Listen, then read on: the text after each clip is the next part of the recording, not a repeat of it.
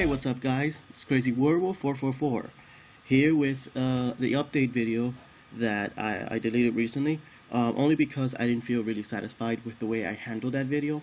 And I mean, sure, I kind of showed my face in that one. I didn't feel really satisfied in general with the content that I brought in, that I brought to whoa but so this is more like an update in a way of that previous video. Not many people saw the video, so it's not like it's a big deal.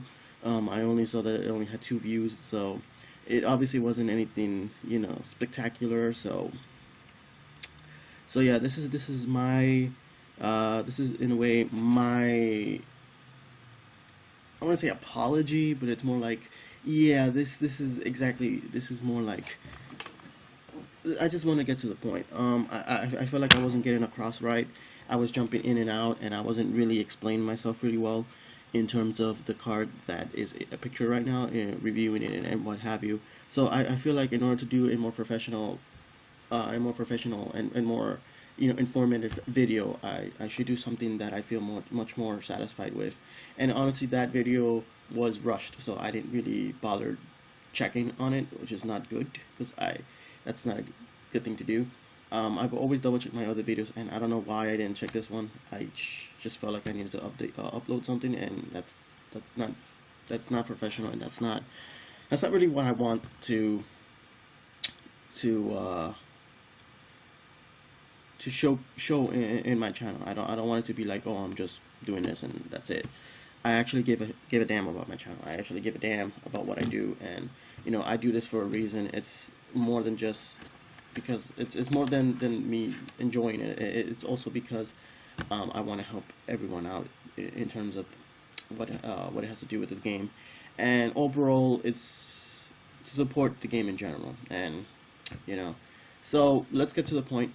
So today I'm reviewing the MetalGreymon Cyber Rancher rare card that comes in the booster New World. It's numbered 022. It's a rare, and it's a digifusion of 2 blue flare cards, or a cost of 4. It also doesn't have any boost. Its effect is fusion. This card cannot be boosted, and its power is 1800. Now, upon looking at this card, the very first thing people see here, and I don't blame them, because this is kind of what caught me off guard as well, is the effect. This card cannot be boosted. Now, 1800 power is one of the highest powers we have right now in terms of it just being a generic card. But when you look at the effect, it doesn't seem like it's worth bringing out this fusion card. You're not going to be able to boost it according to its effect. So it's going to stay at 1800 no matter what you do. Your opponent can automatically just go, hey, I bring this other powerful monster and boost it in, and it becomes a 2000 or higher, and then you wasted all your resources on this card when it can't be boosted. However, here's the catch. The effect states fusion. This card cannot be boosted. Unlike other cards where they don't have a requirement or a specific step in order for that effect to take place, this card does. So it gives you the option of actually summoning it regularly. In other words, you don't necessarily have to use it for fusion. You can just set it on the set turn, summon it during the summon phase, pay for its cost, and then you can boost it once you go to the boost phase. Or you can just use it to fuse into some other Digimon that you'd rather have.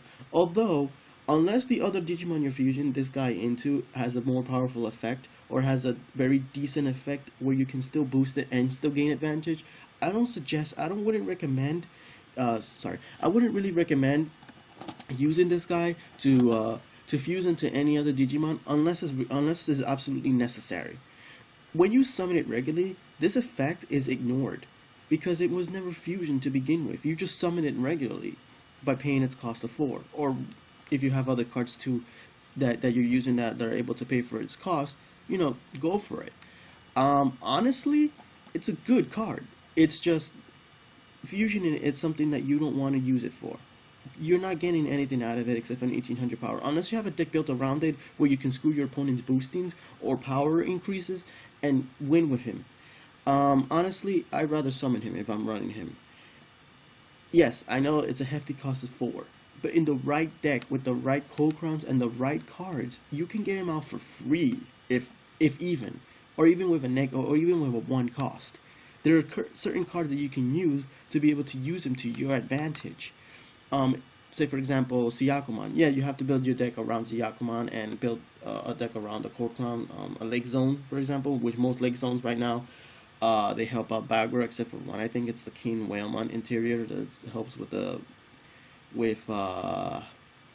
Fusion Fighters. But if you use the right set of cards and the right set of strategy, you can have a free 1800 power plus any boost you're gonna add on top of him and make him a very, very big threat.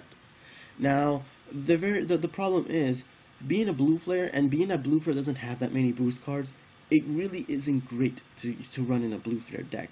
Unless you run a strategy blue flare deck that can screw your opponent up, screw their strategy, screw their hand, and give you an advantage on the field at the exact same time. And that's a lot to pay off, unless your deck, like I said, is built around it. Now, in my personal opinion, I'm testing him right now. So, personally, I don't have experience running him right now, but for those who do, I would love to hear your input on this card. I honestly think this card has potential, and the 1800 power is not a joking matter. It is the highest running card at the moment in terms of power, and honestly, it's worth looking at. However, the effect gives it away a bit too much, and most often than not, most people would rather fuse into it rather than summon it. Had it had a cost of 3, I think it would be a little bit more worth the effort to run. However, with the 4 cost, it can seem a little bit like I'd rather not run a situation kind of thing, you know what I'm saying? But in the right deck, with the right strategies and the right build, he can be a force to be reckoned with. And I got a feeling he can. Now sure, I don't have experience running him, and at the moment I'm testing him, but I'm pretty sure, just by looking at him alone, he's one of the better this card cannot be boosted cards in the game at the moment. You know, there are some that can be boosted, like the rare Greymon with a power of 1000 and a cost of 2, I believe, and he can be boosted. More often than not, you're going to use him to fuse into something else more powerful and much more, much more worth the effort. But more often than not, you don't want to really pay a 2 cost for a 1000 power, and then if your opponent screws your chances of boosting, you have a 1000 vanilla that can't do anything, which is why he's not really worth running even in a blue flare deck for the time being. At least with this card, you have an alternative option if you don't want to fuse into him and risk the chance of not being able to boost. I think, my opinion, I'll give him a 3 out of 5 for the time being. He has potential, it has a nice power. The cost, however, screws him over, and that effect can be a burden if you don't run him properly. That's just my opinion. And a 3 out of 5 is a very fair grade for him. Since the card pool isn't really high at the moment, and since there isn't much going around in terms of strategy for him at the moment, you might not be worth running too much into, but if you have a good build around him, and if you have a good strategy set for him, I have a feeling he will be a great addition to the deck. So that's my conclusion. And I honestly think that with the future sets coming out, I have a feeling he might just be the force to be reckoned with in the near future. And I really hope. I love his art, and I love that he has a nice power. However, I feel like Blue Flare needs more cards that are able to add higher boost, which is what they're missing at the moment. They have some decent effect cards, but for the most part, they kind of get screwed over a little bit with their support in code crowns and their own cards as well. For the time being, he's more of a test subject than anything, but I do have a feeling he will be worth running it later on in the future. So thanks guys for listening to my review of this MetalGreymon Cyber Rancher card from the booster set, and I will see you on the next one. I don't know exactly what I'm going to plan yet, but I'll think about it. Alright, later guys, and enjoy your day, and have fun with this game.